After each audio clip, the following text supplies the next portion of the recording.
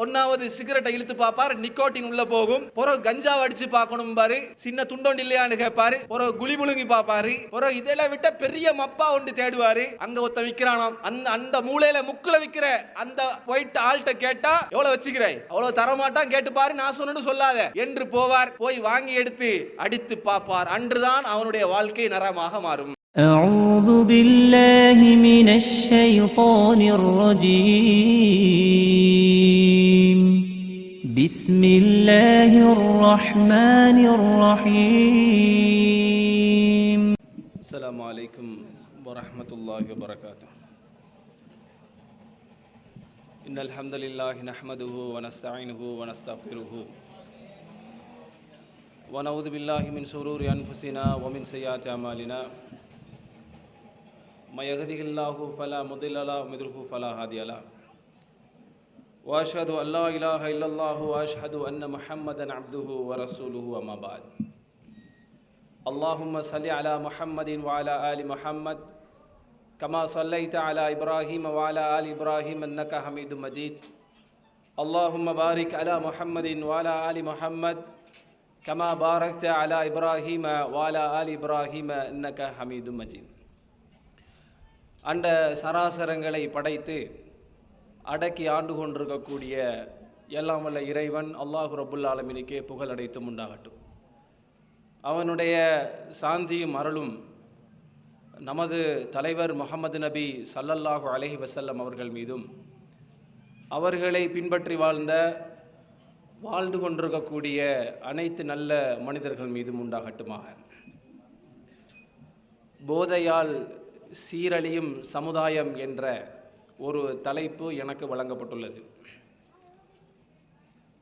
இந்த தலைப்பினுடைய நோக்கம் என்னவென்றால், அல்லாஹு ரப்புல் ஆலமீன் இந்த மனித சமுதாயத்தை நல்ல சிந்தனையுள்ள சீரான ஒரு சமுதாயமாக படைத்திருக்கிறான்.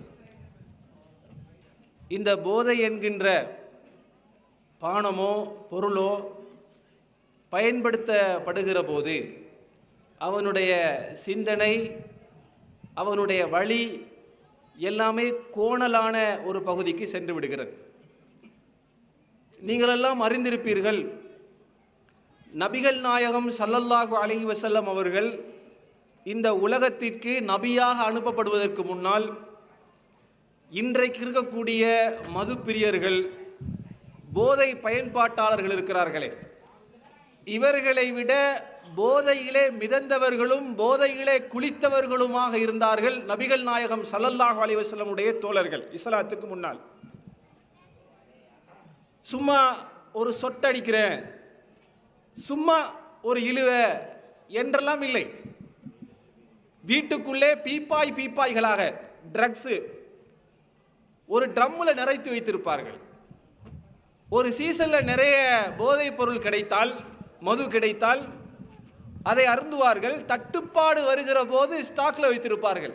இலங்கையில் பெட்ரோல் தட்டுப்பாடு வர்றது தெரிஞ்சால் உடனே பெட்ரோல் பங்கில் லைனில் நின்று இன்றைக்கி ஸ்டாக் பண்ணி வச்சா தான் நாளைக்கு நமக்கு யூஸ் ஆகுங்கிற மாதிரி ஜாஹிலியத்தில் அந்த மக்கள் பற்றாக்குறை வருகிற காலத்துக்கு முன்னாடி அதை சேமித்து வைத்து குடிக்கக்கூடியவர்களாக இருந்தார்கள். சில பேர் மீசையை பெரிசா வச்சிருந்தாங்க ஜாஹிலியத்தில். எந்த அளவுக்கு நான் வரலாற்றில் மதுபானம் குடித்து அந்த மீசையில் கொஞ்சம் பட்டு காய்ந்து இருக்குமா, அதை கொஞ்சம் வாயால் உறிஞ்சி எடுத்து நக்கி அதில் ஒரு இன்பம் கண்டவர்கள் தான் அந்த ஜாஹிலிய மக்கள், இஸ்லாத்துக்கு முன்னாள் சகோதரர். இந்த புத்தி மழுங்கிய சிந்தனை கூடாது என்று இஸ்லாம் திட்ட தெளிவாக சொல்ல ஆரம்பித்தது. நபிகள் நாயகம் ஸல்லல்லாஹு அலைஹி வஸல்லம் அவர்கள் நபியாக தெரிவு செய்யப்பட்டார்கள். என்னுடைய சமுதாயமே, சீராகவும் உயர்தரமாகவும் உருவாக வேண்டிய நீங்கள் வீணாக அழிந்து கொண்டு இருக்கிறீர்களே, நீங்கள் எல்லாம் மதுபானத்தை இனிமேல் பயன்படுத்த வேண்டாம், போதையாக இருக்கும் நிலையில் தொழுகைக்கு வர வேண்டாம். இந்த சட்டத்தை ரசூலுல்லாஹ் முதல்ல சொல்லும்போது பல சஹாபாக்கள் என்ன செஞ்சாங்கன்னா, சட்டத்தை மதித்து தொழுகை இல்லாத நேரத்தில் போதையை பயன்படுத்த ஆரம்பித்தார்கள். புத்தி கோணலா இருந்தால் தக்பீர் கட்டினா என்ன ஓதுன்னு தெரியாமல் இருக்கும். போதையாக இருக்கிறவன் என்ன பேசுகிறான்னு இப்போ தெரியுது. அதே மாதிரி தான் அப்போ அப்போ தக்பீர் கட்டிக்கிட்டு போதையுடன் இருந்தால் தொழுகையில் என்ன ஓதுகிறார் என்று தெரியாது. அப்போ அல்லாஹ் ரப்புல் ஆலமீன் என்ன சொல்றானா, யா அய்யுஹல்லதீன ஆமனு, போதும் போதும், இத்துடன் போதும், நிறுத்திக் கொள்ளுங்கள், உங்களுடைய வாழ்நாளில் இனிமேல் போதை என்பதே இருக்கக்கூடாது. யா அய்யுஹல்லதீன ஆமனு இன்னமல் ஹம்ரு வல் மைசிர் வல் அன்சாப் வல் அஸ்லாம் ரிஜ்சும் மின் அமலி ஷைத்தான் ஃபஜ்தனிபு லஅல்லக்கும் துஃப்லிஹூன். இந்த போதை பொருள் இருக்கிறதே, போதை பாவனை, இது ரிஜ்சும் மின் அமலி ஷைத்தான், ஷைத்தானுடைய அருவருக்கத்தக்க காரியத்தில் உள்ளது. பரிசுத்தமான புனிதர்களாக மாறுங்கள், உயர்தரமான மனித சிந்தனை கொண்ட மனிதர்களாக நீங்கள் மாறுங்கள் என்று சொல்லி அல்லாஹ்வுடைய தூதர் அவர்கள் குர்ஆனை வைத்து ஒரு அழகான சமுதாயத்தை உருவாக்கிவிட்டு போனார்கள். அவர்களில் தான் இருந்தார்கள் அபூபக்கர் சித்திக் ரலியல்லாஹு அவர்கள், சஹாபாக்களாக இருந்தார்கள், உமர் ரலியல்லாஹு அவர்கள் இருந்தார்கள், உஸ்மான் ரலியல்லாஹு அவர்கள் இருந்தார்கள். இப்படி பல்லாயிரக்கணக்கான நபித்தோழர்கள் புனிதர்களாக மாறினார்கள். இதையே அல்லாஹ் திருக்குர்ஆனில் சொல்லுகிறான், ரலியல்லாஹு அன்ஹும் வரதுவன், நான் அவர்களை பொருந்திக் கொண்டேன், அந்த உத்தம சஹாபாக்களும் அல்லாஹ்வாகிய என்னை பொருந்திக் கொண்டார்கள் என்று அல்லாஹ்வுடைய தூதர் அவர்கள் இருக்கும் போதே ஒத்துக்கொண்டார்கள். பிறகு என்ன ஆனது? படிப்படியாக இஸ்லாம் மறைய ஆரம்பித்தது. ஒரு காலத்தில் மாளிகாவத்தைக்குள்ள இருந்த நிலைமை என்ன, இப்போது இருக்கும் நிலைமை என்ன? முன்னவெல்லாம் யாராவது ஒருத்தர் ஒரு மூலையில் தான் இருப்பார், அவர் தூள்காரர், அவர் தூள்காரர் என்று சொல்லியிருப்பாங்க. கொஞ்சம் கவனம் ஆட்டா வைக்கிறது, டயர் இல்லாமல் போயிடும், ராவோட ராவா என்று சொல்லுவார்கள். இப்போ எல்லாம் இங்கிட்டு பார்த்து இங்கிட்டு பார்க்கறதுக்கு இடையில இப்போ தானா வச்சேன் டயரை காணோம். யார் எதுக்கு திருட்டு? அவருக்கு போதைக்கு பணம் தேவை, அதனால் திருட்டு. போதைப் பொருளுக்கு பணம் தேவை, அதனால் திருட்டு என்கிற நிலை ஆகிவிட்டது.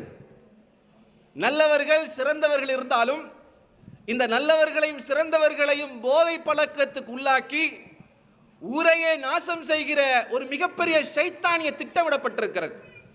மேலத்தியவாதிகளினால் தான் உருவாக்குகிற போதைப் பொருளை எப்படியாவது ஒவ்வொரு நாட்டுக்குள்ளேயும் விற்க வேண்டும் என்ற மும்முரத்தில் ஈடுபட்டார்கள். முன்னவெல்லாம் சிகரெட்டு குடிக்கிறத பார்த்தாலேயே கொஞ்சம் அருவருப்பாக இருக்கும், சிகரெட்டு அப்படின்னு சொல்லி, புகை ஏன் தான் இங்கே ஊதுறானோ தெரியலன்னு சொல்லுவார்கள். கஞ்சா அப்படிங்கிறதை பயன்படுத்துவர்களை அரிதாக காண்பீர்கள். இவர் கஞ்சா அடிக்கிறார் அப்படின்னு தெரியும், குலி போடுறாருமா அப்படின்னு சொல்லி தெரியும். இப்போ அதே இது கொஞ்சம் முத்தி போய் அவன்கிட்ட பேசாத, அவன் ஐஸ் அடிச்சிருக்கிறான் அப்படிங்கிறான். என்னடா ஐஸ் அடிச்சிருக்கிறான்னு சொல்லி அடிச்சு புரட்டி நெட்டில் தேடி பார்த்தா அதனுடைய மாதிரி வடிவம் ஐஸ் மாதிரி ஒரு மாடல், ஐஸ் கட்டி துகள்களாக இருக்கிற மாதிரி அதுக்கு ஒரு வடிவம், கிறிஸ்டல் மெத் அப்படின்னு சொல்லுவோம், ஒரு வகையாம். இது அடித்தா என்ன ஆகும் என்று சொன்னால் அதை நீங்கள் தெரிஞ்சு கொள்ளணுமே. இதை அடித்தால் தூக்கம் இல்லாமல் போகும், அவருக்கு தூக்கம் கெட்டு போகும், அவருடைய உடல் பலகீனமாகும், நல்லா இருக்கிற மாதிரியே இருப்பார். ஒரு முறை இதே பகுதியிலே ஒரு பொதுக்கூட்டம் நடைபெறுகிறது, பயான் உரையும் நிகழ்த்தப்படுகிறது. எல்லாரும் கேட்டுட்டு இருக்கிறாங்க, ஒருத்தர் மட்டும் ரொம்ப சீரியஸாக கேட்டுட்டு இருக்கிறாரு. சொல்லுங்க மௌலவி, எப்படி? ஆமா, இந்த சமுதாயம் கெட்டு குட்டிச்சோராக போயிருக்கிறது, ஆமாங்கிற மாதிரி அரைவாசி கண்ணை பற்றியும் அரைவாசி கண்ணை திறந்தும் இருக்கார். அப்ப பேசுறவரும் பார்த்துட்டு இந்த அளவுக்கு அவதானிக்கிறாரே, இந்த அளவுக்கு அவதானமா இருக்கிறார் என்று சொன்னா பக்கத்தில் உள்ள அவர் சொல்றார், அவன் ஐஸ் அடிச்சிருக்கிறான், பார்த்து கிட்ட போய் நில்லுங்க என்றார். அவருக்கு என்ன பிரச்சனைன்னு சொன்னா அவர் தூங்காம அமைதியாக அந்த இடத்திலே அதை செவிதாழ்த்தி கேட்டுக்கொண்டிருக்கிறார். ஒரு வாரம் 2 வாரம் எல்லாம் தூங்க மாட்டார்களாம். இதை பயன்படுத்தினா 1 வாரம் 2 வாரம் எல்லாம் தூங்க மாட்டார். தூங்காட்டி நல்லந்தானே நீங்க நினைக்காதீங்க, தூங்கவில்லைன்னு சொன்னால் நல்லந்தானே நினைக்காதீங்க. இந்த பயன்பாட்டாளர்கள் எந்த அளவுக்கு சொன்னால் அல்லாஹுவை நம்புகிறாரோ இல்லையோ, இந்த பயன்பாட்டாளர் போதையை நம்புவார். என்ன வேண்டுமானாலும் செய்து, எப்படி வேண்டுமானாலும் செய்து இந்த போதைப் பொருளை வாங்கியே ஆகணும் என்கிற நிலைக்கு வந்துச்சு. ஹெராயின் கடத்தப்பட்டது, ஹெராயின் பயன்பாட்டாளர்கள் இருந்தார்கள். ஆனால் கொஞ்சம் விலை குறைவாக ஹெராயினை விட 4 மடங்கு போதை ஊட்டக்கூடிய ஐஸ் பயன்பாட்டுக்கு வந்தது இல்லீகலாக. இலங்கைக்குள்ளே உள்கொண்டு வரப்பட்டுச்சு, விற்கப்பட்டது. இதை விஞ்ஞான கூடகங்களிலே தெரியாமல் தயாரிக்கிறார்களாம். வரலாற்றிலே ஒரு செய்தி சொல்வார்கள், ஹிட்லர் ஜெர்மனியிலே தன்னுடைய படைக்கு இந்த ஐஸை கொடுத்துத்தான் ஊக்கப்படுத்தினான். புத்தி சிந்தனை எதுவுமே தெரியாமல் யுத்தம் செய்ய வேண்டும், தூக்கம் இல்லாமல் போராட வேண்டும் என்று கொடுத்தான். கொடுத்து ஒரு 3 நாளைக்கு உஜாரா அவன் யுத்தம் செய்திருக்கிறார்கள் வீரர்கள், நாசிப்படை. பிறகு போதை இறங்கிய உடனே சாதாரண மனிதனை விட நோஞ்சாடாக மாறிவிட்டார்கள். மெலிந்து கண்ணெல்லாம் உள்ளுக்கு போய் சொக்கெல்லாம் உள்ளுக்கு போய் நல்லா இருந்தார். ஆனா அவரை பார்த்தா மெலிந்து காஞ்சி போய் இருக்கிறார். இந்த பயன்பாட்டினால என்ன நடக்கிறது? ஒருத்தர் பயன்படுத்துகிறாரா, பயன்படுத்திக் கொண்டிருக்கக்கூடிய ஒருவருடைய நண்பர் சொல்லுகிறார், பயன்படுத்தினா இந்த ஐஸ் உட்கொள்ளப்பட்டதற்கு பிறகு உள்ளுக்குள்ள அது மெல்ல மெல்ல குறைய ஆரம்பிக்கும். இந்த போதை, ஐஸினுடைய போதை உள்ளுக்குள்ள மெல்ல மெல்ல குறைய ஆரம்பிக்கும், ஒரு தெளிவு கிடைக்க ஆரம்பிக்கும். அப்போ இந்த எலும்புக்கும் உள் சதைக்கும் உள்ள பகுதி இருக்கிறது, இந்த பகுதிக்குள் ஏதோ பாம்பு பூரான் ஓடுவது போன்ற ஒரு வலி ஏற்படுமா. இந்த வலி உயிர் பிரிகிற அளவுக்குள்ள ஒரு வேதனை போன்று அவருக்கு இருக்குமாம். அதாவது கட்டி போட்டு சங்கிலியால் வைத்திருந்தால் கூட எப்படியாவது பிச்சிட்டு போய் இதை யார்ட்டையாவது எவன் தாலியாவது அறுத்து இதை வாங்கி பயன்படுத்த வேண்டும் நினைப்பாராம். அதனால தான் எந்த அளவுக்குன்னா 1 லட்சம் பெறுமதியான மோட்டார் பைக்கில எல்லாம் அவன்கிட்ட சொந்த பைக் தான், ஒரு 20,000 ரூபா தாங்க வச்சுக்கிட்டுன்னு சொல்லி புக்கோட கொண்டு கொடுத்து எத்தனையோ பேர் பயன்படுத்துகிறார்கள். என்ன காரணம்? அவனுக்கு இந்த போதை அந்த டைம்ல தேவை. தெமோட்ட கொடையிலே ஒரு சம்பவம் நடக்கிறது. தன்னுடைய தாய்கிட்ட காசு கேட்கிறார். இவன் ஐசும் போதையுமாக இருக்கிறவன் எப்படி தொழிலுக்கு போவான்? தொழிலுக்கு போக முடியாது, பணம் குறைவாக இருக்கிறது, போதைக்கு காசு வேணும். தாயிடத்திலே மல்லு கட்டுகிறார், நீ தரத்தான் வேண்டும் என்று சொல்லுகிறார், முடியாது என்று மறுக்கிறார், தாயை கொலை செய்கிறார். போதை வந்தோடனே புத்தி மழுங்குது, பழத்துரு பழங்கள் இருக்கிறது, இதன் சாறுகளை பயன்படுத்தி ஏற்படுத்திய ஜாகிலிய மக்களுடைய போதையே ரசூலுல்லாஹி ஸல்லல்லாஹு அலைஹி வஸல்லம் அவர்கள் தடுத்தார்கள். இது உடலுக்கு கேடு, உடலுக்கு மிகப்பெரிய நோயை ஏற்படுத்தக்கூடியது. இது பயன்படுத்தினால் புத்தியே அவன்கிட்ட இல்லைங்க.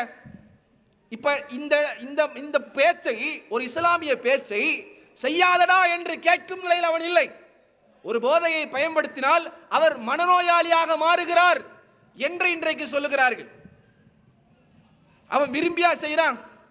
இங்க ஒரு பிரச்சனை இருக்குது, அது நல்ல ரசமா ருசியா இருக்கிற ஒன்றா? இல்லை, போலியான ஒன்று, ருசி கிடையாது. எப்படி பயன்பாட்டுக்குள்ள வருகிறார்? முதல்ல ஆரம்பிச்ச சிகரெட், முதல்ல ஆரம்பிக்கிற சிகரெட் சும்மா இழுத்து பாருடா என்று சொன்னது. நண்பர்கள் கூட்டம் ஒன்றாக இருக்கிற போது சும்மா அடிச்சு பாடுறான்றது. வாப்பா ஏசுவார் வேணான்னு சொல்லி ஒதுக்கினாலும் அந்த மாணவனை அந்த லிஸ்ட்ல இருந்து இவன் ஒதுக்குவான். போடா டே, என்னடா சபைக்கு வாடா என்று இவர் கூப்பிட்டு எடுப்பார். 2 இழுத்துப்பார். உலகம் தெரியாதவனா இருக்கிற, என்னடா டிக்டாக் இல்லைன்ற, ஃபேஸ்புக் இல்லைன்ற, போதை பழக்கம் இல்லைங்கிற, அடிடா சும்மா இப்படியே நல்லவன் மாதிரி சூபி சுந்தர் மாதிரி தெரியாத 2 சொட்டையில் டே என்னடா என்று கேளுன்னு சொல்லி அவனை இழுத்து விட்டுருவான். ஒரு சொட்டாண்டா அடிச்சு பாருன்னு சொல்லி தான் கூப்பிடுவார். கூப்பிட்டா 1வது சிகரெட்டை இழுத்து பார்ப்பார், நிக்கோட்டின் உள்ள போகும். பிறகு கஞ்சாவை அடிச்சு பார்க்கணும் பாரு, சின்ன துண்டோண்டு இல்லையான்னு கேட்பாரு. பிறகு குழி முழுங்கி பார்ப்பாரு. பிறகு இதெல்லாம் விட்ட பெரிய மப்பா ஒன்று தேடுவார். அங்கே ஒருத்த விற்கிறானாம், அந்த மூலையில் முக்கில் விற்கிற அந்த போயிட்டு ஆள்கிட்ட கேட்டா எவ்வளோ வச்சுக்கிறாய், அவ்வளோ தரமாட்டான், கேட்டுப்பாரு, நான் சொன்னு சொல்லாத என்று போவார்.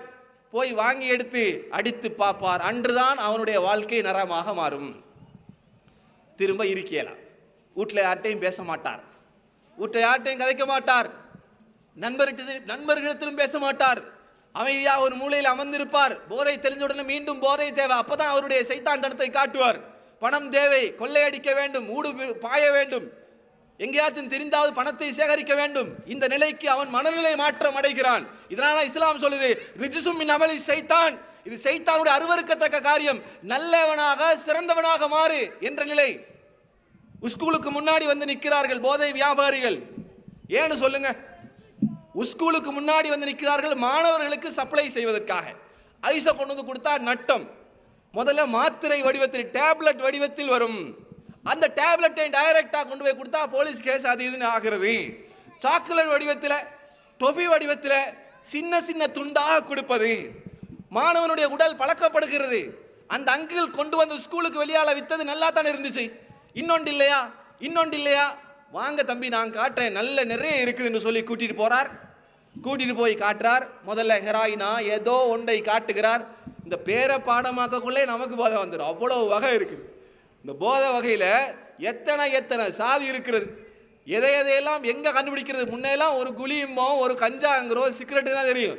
இன்னைக்கு ஐஸுங்கிறான், ஹெரோயிங்கிறான், அதில் வேற LSD மாத்திரைகள் என்கிறான். ஒவ்வொன்றை குடிச்சா ஒவ்வொரு வகையா. அதில் ஒன்று இருக்கிறது, அதை குடிச்சாருன்னா அவர் ஒழுக்கமானவராக இருப்பார். அதனை ஒழுக்கமானவர் யார்கிட்டையும் பேச மாட்டார், அமைதியாக இருப்பார். அவர் உண்டு, அவரோட பாடுண்டு, வாயும் திறக்க மாட்டார். பார் வாய்க்குள்ளே தான் சாமம் வச்சிருக்கார், ஆனால் யார்கிட்டையும் பேச மாட்டார். இது தெரியாமல் அவரை மாப்பிள்ளையாக கூப்பிட்டு எடுத்து கல்யாணம் பண்ணி 1.5 மாதத்துக்கு போகிற தெரிய வருது ஆள் பலகீனம். வெளியில் தான் நல்லா இருந்திருக்கார், உள்ள தூள் பாவனையில் இருந்திருக்கிறார், ஏதோ ஒன்று அடிக்கிறாராம் விற்கிறாராம் என்று சொல்லி தெரிஞ்சு அதுக்கு பிறகு டைவர்ஸ். முன்னையெல்லாம் கல்யாணம் பண்ணும்போது இப்படி நல்லமா ஒழுக்கமானு தேட வேண்டியிருக்குது. இப்போ கல்யாணம் பண்ணும்போது எந்த ஏரியா நல்லா தானே இருந்தான், பசந்தா தான் இருப்பான், ஆனால் உள்ளுக்கு எல்லாமே நாரி போயிருக்கிறதே. தேடலையா, கூட்டாளி மாட்ட விசாரிக்க இல்லையா, அக்கம் பக்கம் பாருங்க, கொஞ்சம் நல்லா இருந்தங்கிறதுக்காக முடிச்சிட்டீங்களே என்ற ஒரு நிலை இன்றைக்கு இருக்கிறது. சகோதரர்களே, எத்தனை திருமணங்கள் பிரிந்தது, என்ன காரணம் தெரியாமல் புரியாமல் இதற்குள் உள்ளாக்கப்படுகிறார்கள். அதில் ஒன்று சொல்லணும், முன்ன சிகரெட்டு குடிச்சா பொம்பளைகள் பக்கத்திலே நிற்க முடியாது, சத்தியம் எடுக்கிற அளவுக்கு ஓடிடுவாங்க. இப்போ போயிலை வியாபாரம் பண்ணுறவங்களும் இருந்தார்கள், போயிலையை கொண்டு வந்து வச்சு அறிந்து அதை விற்கிறவர்களும் இருந்தார்கள். இப்போ எந்த அளவுக்குன்னா குத்தாட்டம் போடுகிற அளவுக்கு பொம்பளை ஆகிட்டாங்க. சில இடங்களில் நீங்கள் பார்த்தீங்கன்னு சொன்னால் பெண்கள் வியாபாரிகளாக இருக்கிறாங்க. அந்த தாத்தாட்ட போனால் நான் சொன்னது சொல்லாமல் போய் இந்த கோடு வேட சொல்லு, இந்த சொன்னேன்டா உனக்கு சாமான் கிடைக்கும், இதை போய் அங்கே வாங்கி என்கிற அளவுக்கு அதில் இன்பம் கண்டு அதை பயன்படுத்துகிறவர்களாக இருக்கிறார்கள். சில பெண்கள் ஹாஸ்டல் வழியையும் சரி, தனியாக பெண்களுடன் இருக்கும் நட்பு வட்டாரத்திலும் சரி, எதையுமே பார்க்கவில்லை, எதையுமே யாரும் கண்காணிக்கவில்லை, என் சமுதாயம் என்னை விட்டு தூரமாக இருக்கிறது, நானோ இன்று விடுதியில் இருக்கிறேன் என்று நினைத்து கொண்டு பியர் பாட்டில், முன்னெல்லாம் கிளாஸில் பியர் பாட்டில் வந்தால் தான் நினைக்கிறீங்க. இங்கே ஆண்களை மட்டும் குறை சொல்வதல்ல, பெண்களும் இன்பம் கண்டு விட்டார்கள். எத்தனையோ இஸ்லாமிய ஒழுக்கமுள்ள பெண்கள் இருந்தாலும் வழிதவறி போக வேண்டும் என்ற சைத்தானிய சிந்தனை உள்ளவர்களும் இருக்கிறார்கள். அவங்க போய் நல்ல பூஸ்ட் ட்ரிங்கா, ஆல்கஹால் கலந்து பயன்படுத்தப்பட்ட பூஸ்ட் பொருள் எல்லாம் ஆளை விட்டு வாங்கி எடுத்து ரூமுக்குள்ள இருந்து ஃபன் எடுக்கிறார்கள். இதனால் இஸ்லாம் சொல்லுதே, யாருமே பார்க்கவில்லை என்றாலும் அல்லாஹ் பார்த்து கொண்டிருக்கிறான் என்ற நம்பிக்கை கொள். படைத்த உன் இறைவன் உன்னை கண்காணித்துக் கொண்டிருக்கிறான். சொற்ப இன்பத்திற்காக வேண்டி பாவம் செய்துவிட்டால் நாளைக்கு பெரிய ஒரு இழப்பை நீ சந்திப்பாய், இஸ்லாம் சொல்லுகிறது. ஆனா இன்றைக்கு என்னவோ இதை பார்த்தும் பார்க்காமல் இருக்கிறார். அன்புள்ள பெற்றோர்களே, தாய்மார்களே, தந்தைமார்களே, நீங்கள் பெரிய பட்டம் படித்த டாக்டர்கள் இல்லை, இன்ஜினியர்கள் இல்லை, ஆனால் அனுபவம் உள்ளவர்கள். வளமைக்கு மாற்றமாக பிள்ளை இடத்திலே பல மாற்றங்களை காண்கிறேன். பேசிக்கிட்டு இருந்தவன், கதைத்து கொண்டிருந்தவன், சிரிச்சான், பழகினான், எல்லாவற்றுக்கும் ரெஸ்பான்ஸ் பண்ணி பேசிக் கொண்டிருந்தவன் திடீரென வீட்டுக்குள்ள அமைதியாக வாரான், பேசுறானே இல்லை, ஆன்றான். சாப்பாடு வச்சியான்னு கேட்டாலும் நான் சாப்பிட்டதுக்கு தேவையில்லைன்றான். என்ன என்று பாருங்கள். அவனை போய்த்து கூட்டிட்டு வா, அந்த ஜங்ஷன்ல தான் இருப்பான், அந்த சந்தியில தான் இருப்பான் என்று வாப்பா அனுப்புறார்.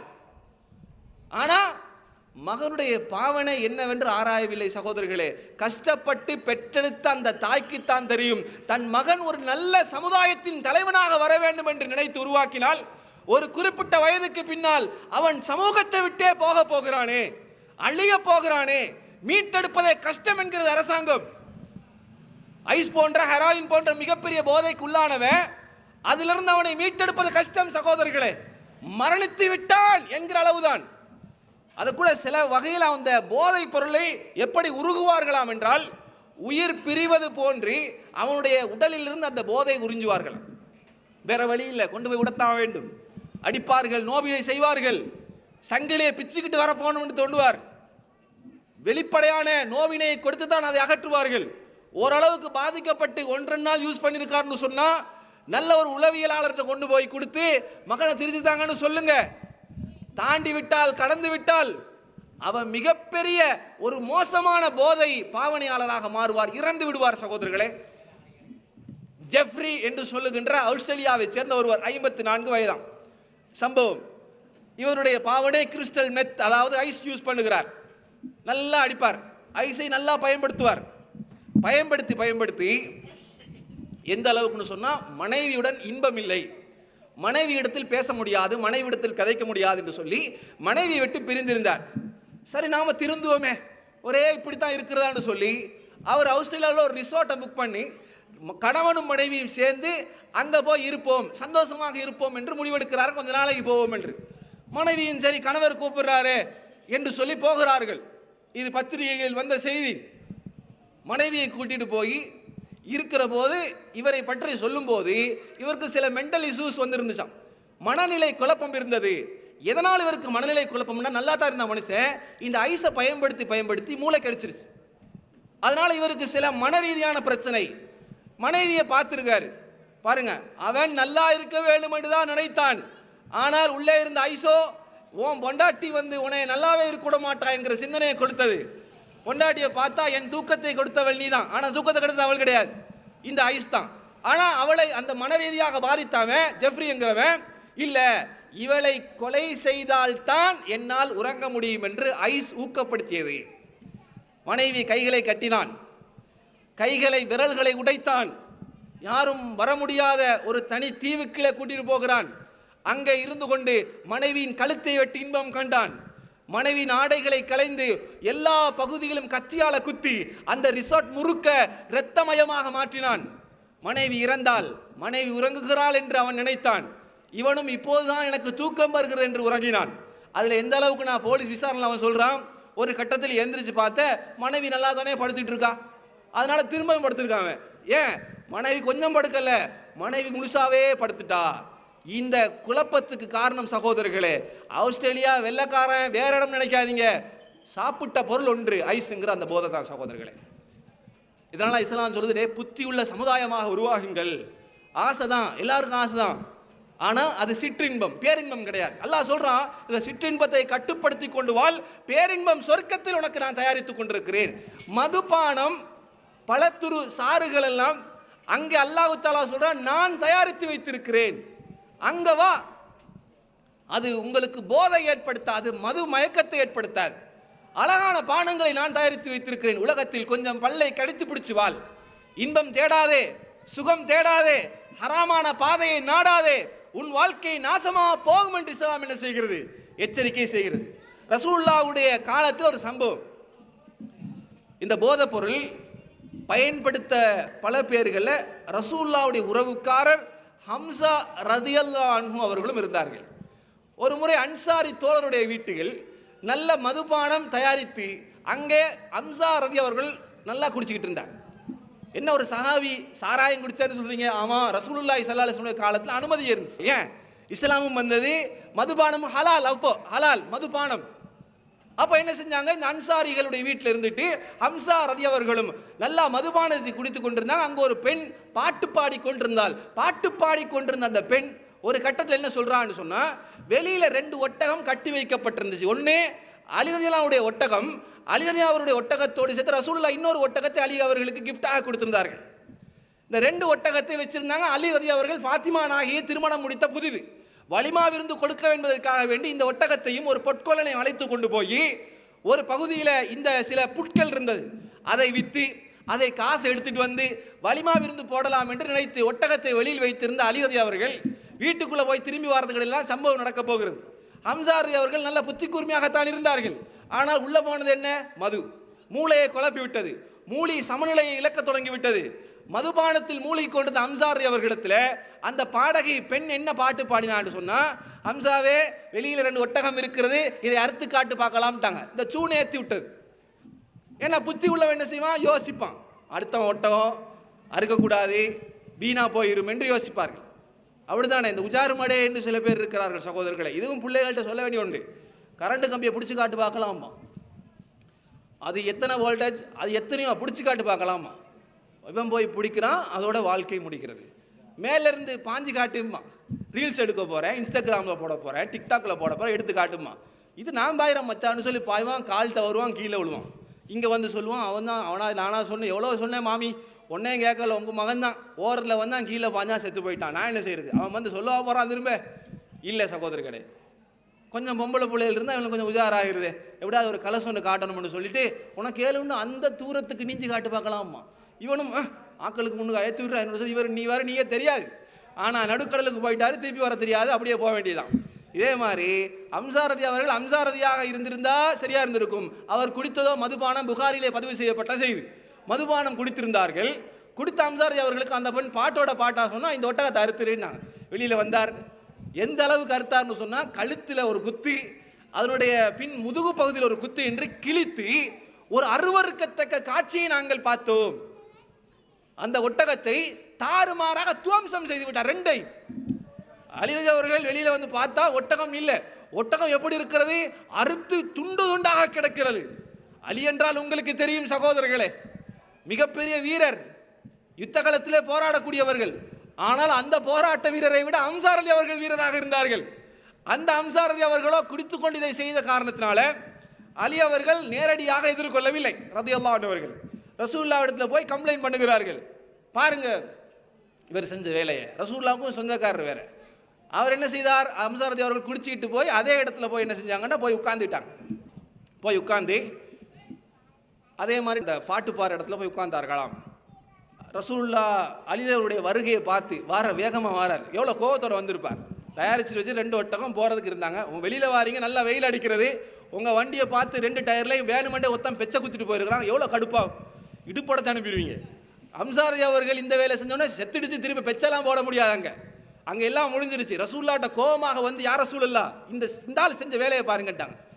அப்போ ரசூலுல்லாஹ்வும் அவசர அவசரமாக கிளம்பி வந்தா, இதோ அந்த குடிகாருடன் சேர்ந்து குடித்து கொண்டிருக்கிறார். அப்போ ஹராம் கிடையாது, கொண்ட புரிஞ்சுக்கணும், ஹராம் இல்லை. அப்போ மதுபானம் குடித்து கொண்டிருக்கிறார்.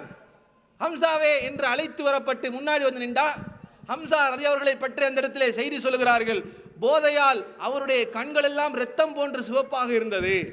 அந்த அளவுக்கு மதுபானத்தை குடித்தார், அருந்தியிருந்தார், உச்சகட்ட போதையில் இருந்தார்.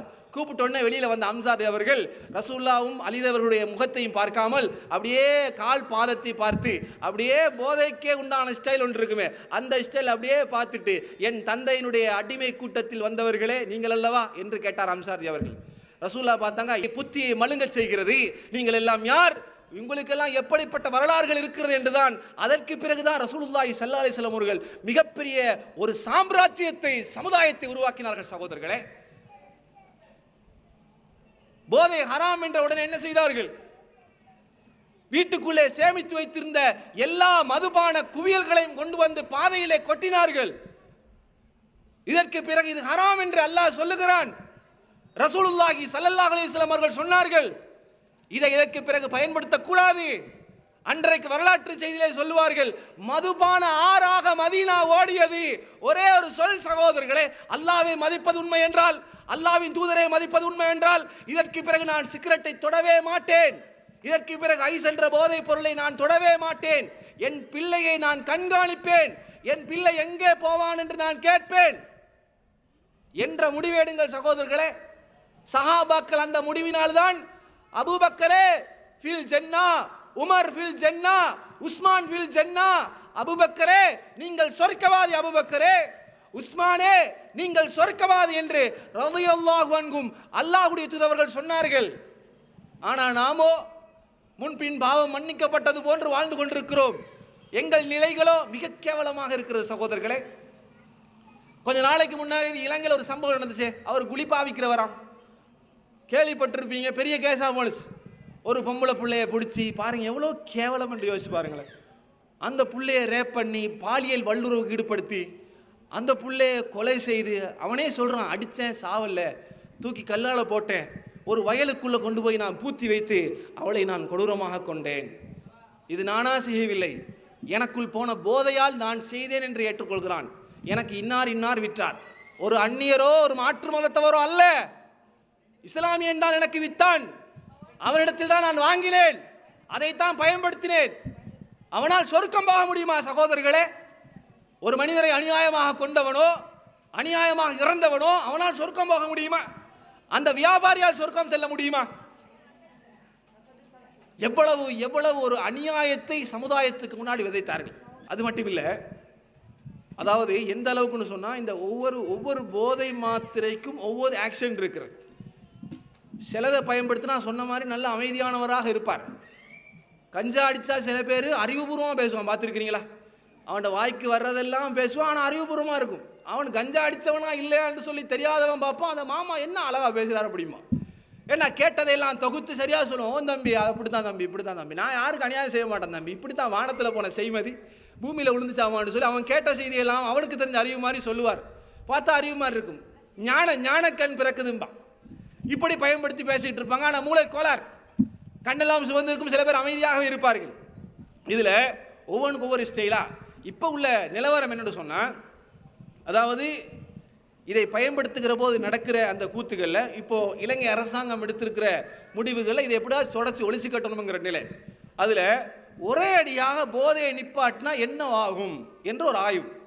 ஒரே அடியாக இலங்கையில் இனி எல்லா வழியிலும் தடை செய்யப்பட்டால் என்ன ஆகும்னா, முதல் நாள் அமைதி காப்பானா, 2வது நாள் எலும்புவான், எப்படிதான் போய் எங்கடா எடுக்கிறேம்மான். 3வது நாள் பைத்தியம் பிடிச்ச இந்த ஜொம்பிங்கிறவன்ல, ஜொம்பின்னு சொன்னால் மனுஷன் கண்ட்ரோல் மனுஷன்ட்ட இல்லை, இன்னொரு பைத்தியம் பிடிச்ச மாதிரி இந்த நிலைக்கு திரும்புவார்கள். 4, 5, 6 என்று போகிற போது அவன் உச்சகட்ட பைத்தியக்காரனாக மாறுவானாம். என்ன செய்வான் என்றே அவனுக்கு தெரியாத ஒரு நிலை உருவாகுமாம்.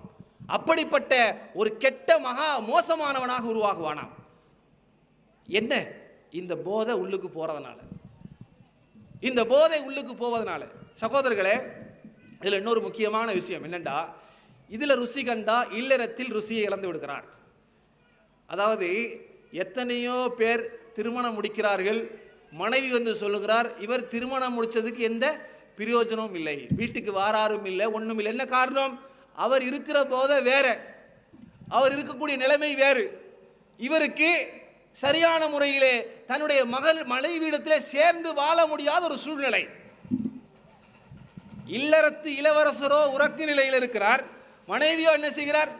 வேறொரு இளவரசனை தேடி போகிறார். என்ன காரணம்? இவர் இன்பம் கண்டது வேறொரு போதையில், ஆனால் இங்கோ குடும்ப வாழ்க்கையை சரியாக நிறைவேற்ற முடியாத சூழ்நிலை, பலன் இல்லை. இவர் நினைப்பார், அடிச்சா அப்பா ஒரு 4 பேருக்கு சரி குத்தணும் என்று. அந்த போதை இறங்கினத்தோட இவனை மாதிரி நோஞ்சான் வேற யாருமே இல்லை, எந்த பலனும் கிடையாது. அடிச்சா தெம்புவாரமாக தான் இருக்கும்.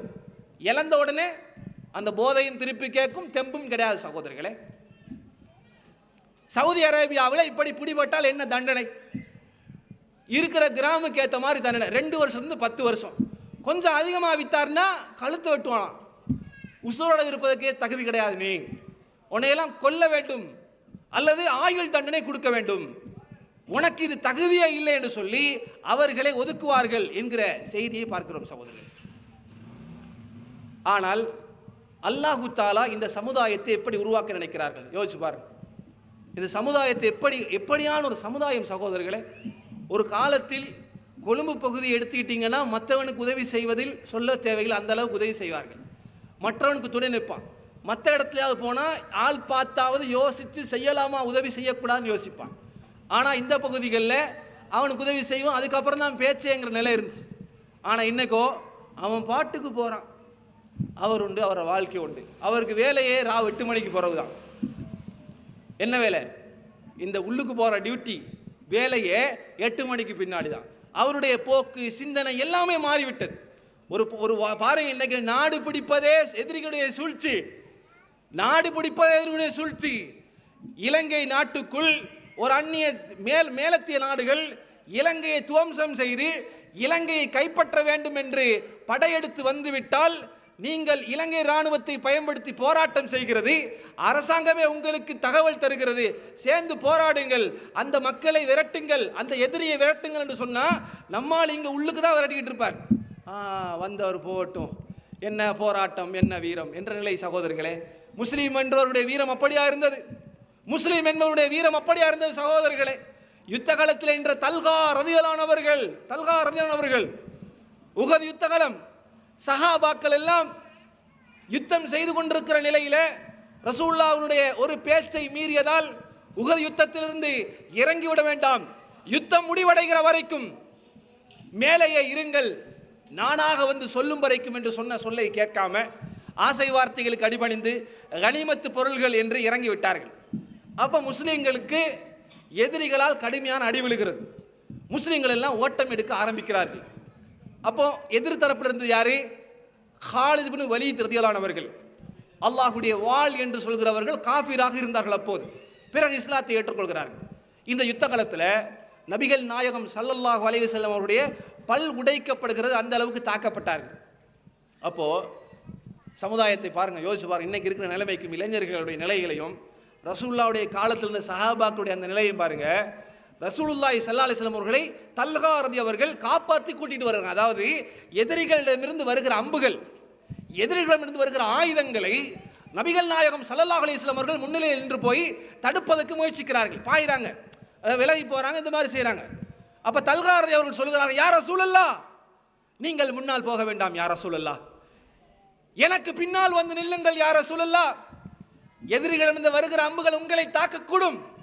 நீங்கள் எனக்கு பின்னால் வந்து நின்றால், எனக்கு பின்னால் நீங்கள் வந்து நின்றால் அங்கே இருந்து வருகிற அம்புகள் என்னுடைய நெஞ்சைத்தான் தாக்குமே ஒழிய உங்களை தாக்காது யா ரசூலல்லாஹ், எனக்கு பின்னால் வாருங்கள், எட்டி பார்க்க வேண்டாம் என்று சொன்ன தல்ஹா ரலியல்லாஹு அன்ஹுடைய வரலாற்றினுடைய சொந்தக்கார சமுதாயமாக இருக்கிற நாங்கள் இன்றோ ஏதோ ஒன்றுக்கு அடிமையாக இருந்தால் எங்களுடைய நிலைமை என்ன சகோதரர்களே?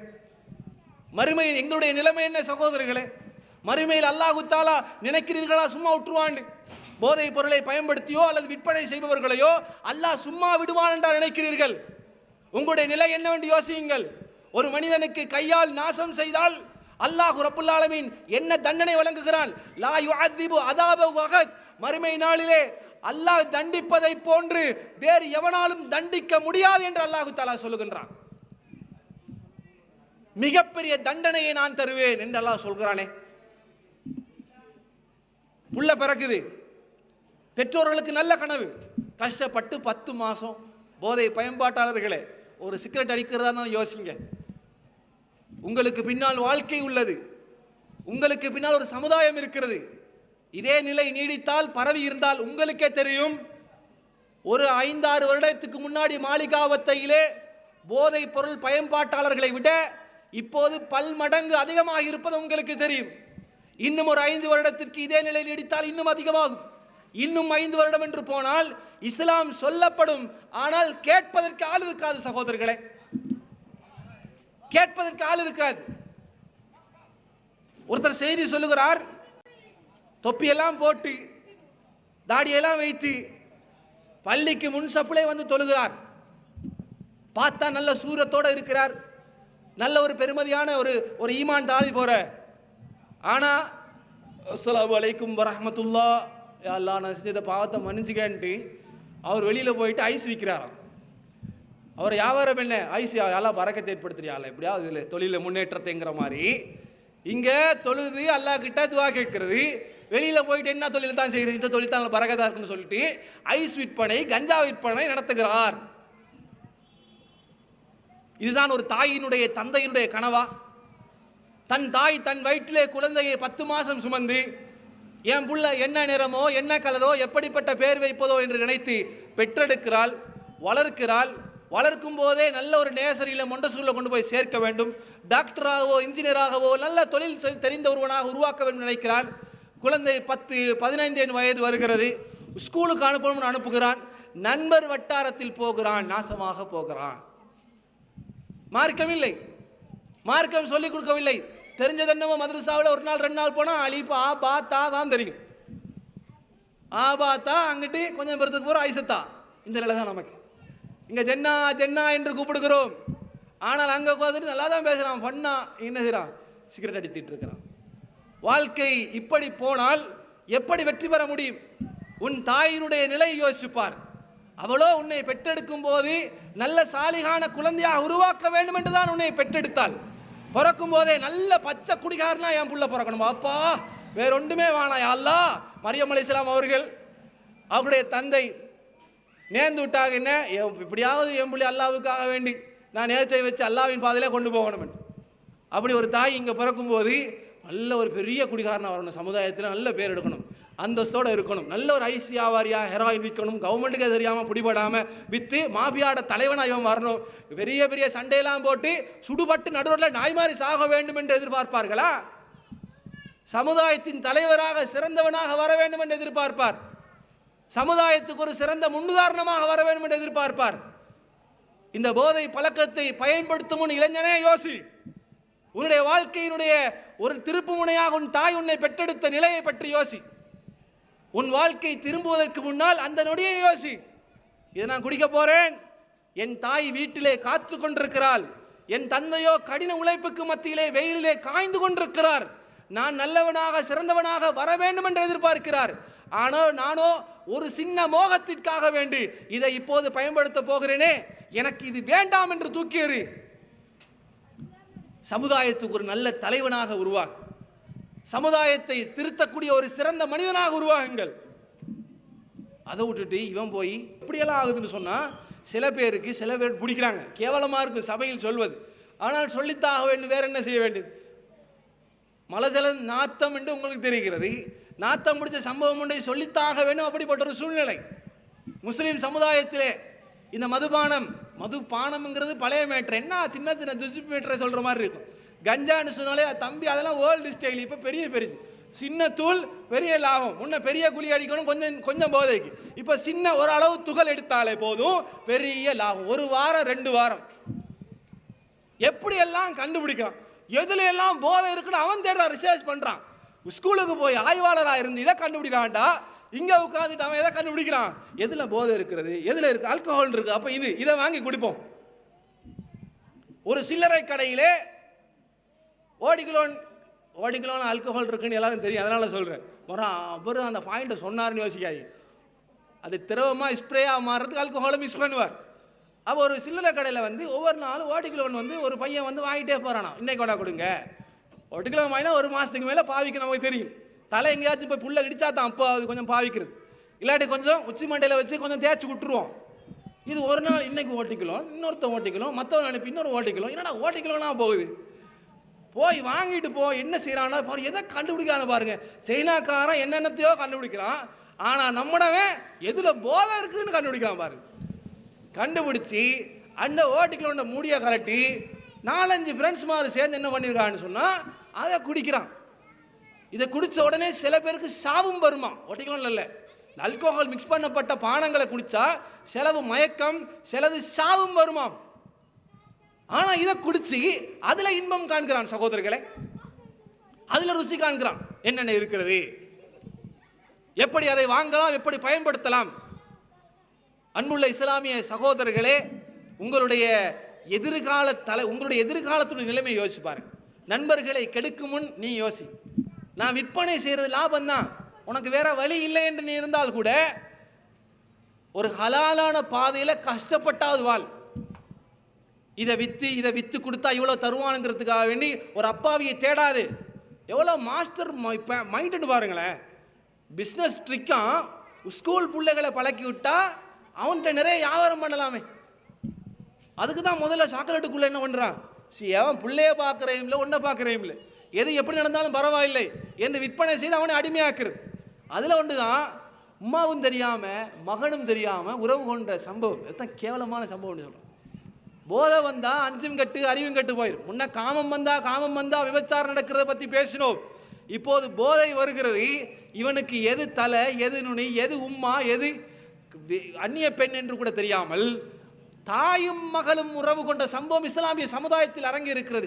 இதை விட கேவலமான ஒரு நிலை வேண்டுமா இந்த போதையால் சகோதரர்களே? உம்மாவும் மகனும். எதனால? இஸ்லாம் இப்படித்தான் ஏவுகிறதா? இஸ்லாம் இப்படித்தான் சொல்லித் தருகிறதா? மதுபானம், பழங்களை புளிந்து கொடுப்பதே உனக்கு ஹராம் என்று சொன்ன இஸ்லாம் இன்றைக்கு தலைகால் புரியாமல் பயன்படுத்துகிற இந்த போதை என்ன சொல்லும்? இந்த பயன்பாட்டாளர்கள் இதே நிலையில் மரணித்தால், யார் ஒருவன் போதையாக இருக்கும் நிலையே மரணிக்கிறானோ அவன் மூமின் இல்லை என்று நபிகள் நாயகம் ஸல்லல்லாஹு அலைஹி வஸல்லம் அவர்கள் சொன்னார்கள். ஒரு மதுவை குடிச்சா ஒரு 5 ஹவர் 6 ஹவர் படுத்தலும்னா தெளிவா இருக்கு. ஒரு சாராயம் இவன் பயன்படுத்துறது 1 வாரம் 2 வாரம் சுபஹானல்லாஹ். அதுக்கடையில் உசுறு போனா, உயிர் பிரிந்தால் நிலைமை என்ன?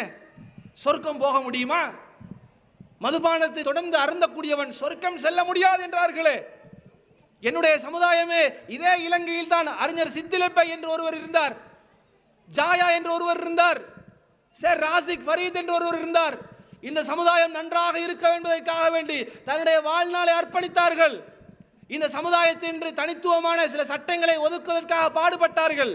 அதே இலங்கை, அதே முஸ்லிம்கள் அதிகமாக தலைவர்கள் வாழ்ந்த இந்த பிரதேசத்தில் இவன் தலையும் எது தலைகால் புரியாமல் ஆளும் தெரியாமல் மாட்டான். சகோதரர்கள், இன்னைக்கு போதைப் பொருளுடைய நிலை சகோதரர்களே. எதில் ரத்தம் கொதிக்கணும்? போதையில் அல்ல, ரத்தம் கொதிக்க வேண்டும். என்னுடைய இஸ்லாமிய சமுதாயத்தினுடைய நிலைமைகள் நினைத்து இளைஞர்களுடைய நிலை இன்றைக்கோ ஒரு ஒதுங்குப்புறத்தில் ஒதுக்கிட்டு குந்திக்கிட்டு என்ன செய்யறார்? சிகரெட் அடிச்சுக்கிட்டு போதை இன்பத்தில் இருக்கிறார். இப்படித்தான் அல்லாஹ் ரப்புல் ஆலமீன் சொன்னார்களா? சொல்பவன் யார் என்று யோசிக்க வேண்டாம், சொல்லப்படுகிற அமைப்பு எது என்று யோசிக்க வேண்டாம். இஸ்லாம் இப்படித்தான் சொல்லுகிறது. போதை பயன்படுத்தாதே. உன்னுடைய அதாவது எந்த அளவுக்கு அல்லாஹ் தஆலா சொல்றான், ரிஜிசும் மின் அமலி ஷைத்தான், ஷைத்தான்ட அருவருக்கத்தக்க காரியத்தில் உள்ளது. பயன்படுத்தினா மூளை சமநிலை இழக்குதான். மூளைண்டா என்ன புரிதலுக்கு சொல்றேன். பெண்களுக்கு தெரியும், ஒரு ஊசிக்குள்ள நூலை போடணும். மூளை சமநிலை இல்லைன்னு சொன்னா அந்த ஊசிக்குள்ள நூல் போகாது. இப்படி ஊசியை பார்ப்பீங்க, ஓட்ட தெரியும், ஆனால் நூல் எடுத்துகிட்டு போய் இப்படியே குத்துவீங்க, ஏதோ ஓட்டைக்குள்ளே போகிற மாதிரியே இருக்கும். ஆனால் ஊசி எங்கேயோ இருக்கும், நூல் எங்கேயோ போகுது. இங்கே வா மகனே என்று கூப்பிட்டு எடுத்து இதை கொஞ்சம் சரியாக போட்டுத்தான்னு சொல்லி கேட்போம். ஏன்? வயசு போக போக கொஞ்சம் ஆடும், கையாடி அப்படியே போகும். சாராயத்தை குடித்தா அந்த மூளை என்ன செய்யுமாம்டா, கண்ட்ரோல் இல்லை. பாருங்கள், நடு ரோட்டில் நடக்க மாட்டான், ஓரத்துக்குள்ளே காணுக்குள்ளே தான் நடப்பான். பாருங்கள் சார், ஹாஜியார் சின்ன செங்கல்ல கண்டாலும் பெரிய ஒரு தாப்பையை கட்டி வச்ச மாதிரி நினைப்பார். என்ன இவ்வளோ பெரிய வரக்கொலை அப்படி இருக்கு இல்லையே, வரக்கொலை சின்னோராக தானே இருந்துச்சு, ஒரு தாப்பை மிரிக்கல, இவ்வளோ பெரிய செங்கலை கட்டி வச்சிருக்கிறானே நடு ரோட்டில். பாருங்க, நீ அவனை அப்படியே ஆடி போய் ஏதோ பெருசாக கடந்து போவார். அவர் சாதிச்சதான் நினைப்பார். ஆனால் கடந்தது என்னமோ ஒரு சின்ன செங்கலை தான், சின்ன குழி இருக்கும். அவருக்கு எப்படி தெரியும்? பெரிய குழி மாதிரி தெரியும். ஆடுவார், அசைவார். இதில் போதாததுக்கு அவங்க நடக்கவே வக்கில்லாமல் இருக்கும். பைஸ்கிள் எடுத்துகிட்டு ஓடுவான், பார்த்துருக்கீங்களா? சாராயத்தை குடிச்சிட்டு நடக்கவே இயலா. இதில் வேற சைக்கிளை நிறுத்தி அதை திருப்பி அது கடைசி பாயிண்ட் அவர் அதை கொண்டு போய் எங்கேயாச்சும் போய் சொருகி கொண்டே விழுந்தா விடியும் வரைக்கும் அவருக்கு தெரியாது. ஒரு நாள் பஸ்ஸில் போயிட்டுருக்குறோம். பஸ்ஸில் போயிட்டு இருக்கும்போது பெரிய காடு, காட்டுக்குன்னு 2 கால் தெரிகிறது. பஸ்ஸுக்காரருக்கு பஸ்ஸுக்குள்ள ஒரு போலீஸ் இருக்கிறதுனால பஸ்ஸை நிப்பாட்ட சொல்லி பார்த்தா யானைக்காடு. அந்த காட்டுக்குள்ளே இவனை செத்து போயிட்டான்னு பார்த்தா பைஸ்கில் ஓட்டு வந்து காணுக்குள்ளே விட்டு அவர் காட்டுக்குள்ளே. அவருக்கு தெரியாது எங்கே விழுந்திருக்கிறோம்னு தெரியாது. இதுதான் ஒருவருடைய நிலை. போதை ஒருவனை கொண்டு வந்து விடுகிற சூழ்நிலை நிலை இதுதான். அப்போ இதில் ஏதாவது வெற்றி, ஏதாவது நல்ல ஒரு பயன் இருக்கிறதா சகோதரர்களே? அப்போ இது விஷயத்தில் அவதானமாக இருக்கணுமா இல்லையா? என்ன செய்யலாம்? தீர்வு என்ன? 6 மணிக்கு மேலே பள்ளிக்கு வந்தால் தான் பயான் என்று இருக்க வேண்டாம். பள்ளிக்கு வாங்க பயான் என்று மட்டும் இருக்க வேண்டாம். எல்லா ஜமாத் தலைவர்களும் இஸ்லாமிய தலைவர்களும் சிந்திக்க வேண்டும். சமுதாயம் அழிந்து கொண்டு போகிறார்கள், உங்களுக்கு தெரியாமல் அழிகிறார்கள். ஏன்? அவனுக்கே தெரியாமல் அவன் சாப்பிடுகிறான் போதைப் பொருளை, அவனே அழிந்து கொண்டிருக்கிறான். இது சார்பாக அச்சமூட்டி எச்சரிக்கை செய்ய வேண்டும். வாங்க, பள்ளிவாசலுக்கு மட்டுமன்றி இல்லை, பள்ளிவாசலுக்கும் பாருங்கள், போதை பயன்பாட்டாளர்கள் இருக்கிற இடத்துக்கும் செல்லுங்கள், அவர்களுக்கு எச்சரிக்கை செய்யுங்கள், பெற்றோர்களை கூப்பிடுங்கள், மதரசாக்களில் ஒன்று கூட்டுங்கள், பெற்றோர்கள் மீட்டிங் வையுங்கள், போதைப் பொருள் தொடர்பாக விழிப்புணர்வை ஏற்படுத்துங்கள். நாசமா போயிடுவான், இஸ்லாமிய மார்க்கத்தை பின்பற்றாமல் போயிடுவான்.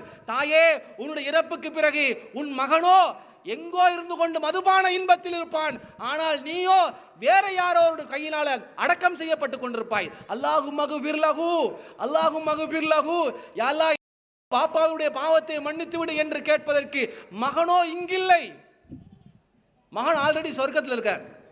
அவர் நினைப்பங்க, அவர் ஆல்ரெடி சொர்க்கத்தில் இருக்கார். என்னடா வாழ்க்கை இது, இதை விட இன்பமான லைஃப் எங்கடா இருக்கிறது? குடிச்சு பாடுறா. ஒருத்தன் சொல்றான் பர்னிச் எந்த அளவுக்குன்னு சொன்னா, மௌலவி உங்களுக்கு தெரியாது, அதாவது நான்லாம் முன்னே குடிச்சிருக்கிறேன். நான் இல்லை, சொன்னவர் சொல்கிறார், குடிச்சிருக்கிறேன். அதாவது குடித்தா சாராயம் குடிச்சிட்டு ஒரு காத்தோட்டமான இடத்துக்கு போகணுமா அவர் சொல்கிறாரு. ட்ரை பண்ணி பார்ப்போமுங்கிறதுக்கு இல்லை. எதுக்கு சொல்கிறேன்னா, அவன் சொன்னவன் அதுலேருந்து மீண்டவன் சொல்கிறேன். குடிச்சிட்டு ஒரு காத்தோட்டம் உள்ள இடத்துக்கு போகணும். போனால் போய் அந்த இயற்கை காற்று படும்போது அப்படியே வானத்தில் பறப்பது போன்று இருக்கும். அவ்வளவுங்கிறான். ஹராம்ன்றதுனால தூக்கி எறிஞ்சிட்டேன், அதில் இன்பம் இல்லை.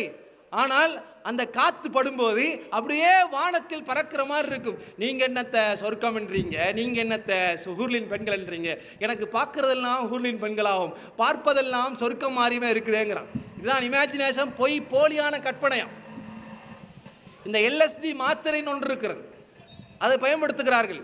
அதை பயன்படுத்தினா அவனுக்கு கற்பனை உலகம், அவர் சூப்பர்மேன் மாதிரி மாறுவார், ஸ்பைடர்மேன் மாதிரி மாறுவார். கற்பனைக்குள்ளே இருக்கிறதெல்லாம் அவருக்கு தெரியுமா. ஏய் ஆடுறாவன் இங்கிட்டு போ அம்பாரான், இங்கேருந்து அதை விட்டு பார்ப்பாரான், பறந்து பார்ப்பாரான். இவர் இமேஜினேஷன் லைஃப், அவர் நிற்கிறதே இப்போ எங்கே மாதிரி இருக்குமாம், ஏதோ ஒரு வேற்றுக்கிரகத்தில் இருக்கிற மாதிரி அவர் சிந்தனை போமா. அது ஒரு போதை. சுபஹானல்லாஹ். ரசூலுல்லாஹ் காலத்தில் இருந்ததோ ஒன்று, குடிப்பாங்க, கொஞ்சம் ஆட்டம் எடுக்கும், அதுவே ரசூலுல்லாவுக்கு அல்லாஹு தஆலா இது ஹராம் என்று சொன்னான். ஆனால் இன்றைக்கோ வகை வகையாக கொட்டி கிடக்கிறது. அதில் வேறு ஆம்பளைன்னு பார்த்தா பொம்பளையும் அப்பா கோல்விஸ் வழியாக போனவங்க சொல்லுகிறார்கள் இப்போ மாற்று மதத்தில் உள்ளவர்கள் தான். ஆனால் நம்மாக்களும் கொஞ்சம் இழுத்து பார்க்குறார்களாம். போது வீட்டுக்குள்ளே வந்துட்டு எப்படி தான் வாப்பா அடிக்கிறாரோ சரி, முதல்ல அவருக்கு அடிக்கணும். ஏன் பிள்ளைகிட்ட போயிட்டு இந்த சிகரெட்டை வாங்கிட்டு வான்னு முதல்ல பேசிக் சிலபஸை கொடுக்குறது யார் தான்? பாப்பா தான். போங்க வாங்கிட்டு வாங்க, மிச்ச சல்லிக்கிட்ட போய் சரி நீ வாங்கிக்கோ, ஆனால் எனக்கு சிகரெட்டை கொடு. அவன் வரக்குள்ளே சும்மா வச்சு பார்க்குறான், வா நல்லா தான் இருக்குதுன்ட்டு. மிஞ்சி போன வீடு குறைகளை சிகரெட்டுகளை எடுத்து மகன் டாய்லெட்டுக்குள்ளே பயன்படுத்தி பார்க்கிறான். அதுதான் முதலில் அவன் போகிற நிக்கோட்டின் சகோதரர்களே. எனவே அன்புக்குரிய இஸ்லாமிய சகோதரர்களே, சொல்லப்பட்ட விடயத்தில் நான் சிலது சொல்லாமல் விட்டுருக்கலாம், எனக்கு தெரியாது. போதையை பற்றி கோசை முடிக்க வேண்டியிருக்கிறது. ஒவ்வொரு பெற்றோர்களும் மகனுக்கு என்ன எக்ஸாம் போடுறான், எப்படி இப்படி இருந்தோம் இப்படி ஆயிட்டான் கொஞ்சம் தேடி படியுங்கள், இணையதளத்தில் பாருங்கள், அல்லது அது சம்பந்தமாக சொல்வர்களை கண்காணியுங்கள். என்னென்ன விஷயம் மகனிடத்தில் பிரதிபலிக்கும் என்று பாருங்கள். அதுக்கு ஏற்ப மகனை கொஞ்சம் பரிசோதியுங்கள். செல்லமாக கண்டிக்காதீங்க, கொஞ்சம் கடினமாகவே கண்டிங்க. போகாத தெரியாத என்று கடினமாக கண்டியுங்கள். இல்லைன்னா அவனோட வாழ்க்கை முடியுது. உங்களுக்காக துவா கேட்பதற்கு யாரும் இருக்க மாட்டார்கள். இஸ்லாமிய சமுதாயம் இதற்கு பிறகு அடுத்த தலைமுறையே இருக்காது, எல்லாரும் அதே நிலைக்கு போனால். அதனால் அல்லாஹ் ரப்புல் ஆலமீன் ஒரு சிறந்த சமுதாயமாக, சிறந்த நல்ல மக்களாக, ஒழுக்கமுள்ள சிந்தனை உள்ளவர்களாக எங்களையும் இப்பகுதி வாழக்கூடிய இந்த மக்களையும் அல்லாஹு தாலா உருவாக்க வேண்டும். கற்றதை கொண்டு செயல்படக்கூடிய நல்ல மக்களாக அல்லாஹு தாலா என்னை உங்களை மாற்றுவானாக. வாஹிர் தஅவானா அல்ஹம்துலில்லாஹி ரப்பில் ஆலமீன்.